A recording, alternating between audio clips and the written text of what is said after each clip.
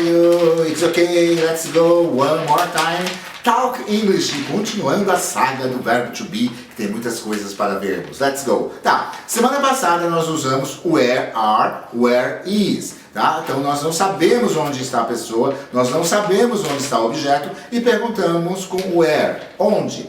Mas agora eu posso tentar adivinhar onde a pessoa está ou onde está o objeto. E aí eu mudo a minha pergunta, mas com o verbo to be, ou seja, eu vou tirar o where e vou colocar o to be na frente. Né? E aí a resposta seria só, yes ou no. Vamos lá para alguns exemplos. Então aqui eu estou tentando saber se a pessoa está ou não, se o objeto está ou não. Né? Então assim, eu estou tentando adivinhar. Let's go.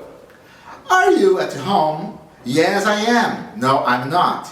Is Frank at the TV station? Yes, he is. No, he isn't. Então eu posso usar o pronome ou o nome da pessoa. Vou dar os dois exemplos para a gente ver que pode usar os dois, né? Para a gente não esquecer que eu também posso usar nomes em perguntas. Is she at school? Ou is Caroline at school? Yes, she is. No, she isn't. Eu não preciso dar ou colocar na resposta o nome. Yes, Caroline is. Até posso, mas não é necessário. Eu posso perguntar com o nome e responder com o pronome. Vamos lá. Are Andy and Brian on the beach? Yes, they are. No, they aren't. Ok? Is my laptop on the TV? Então aqui eu já começo a perguntar sobre objetos. Vamos lá. Is my laptop on the TV? Yes, it is. No, it isn't.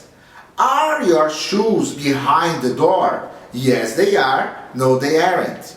Is his cap in front of the radio?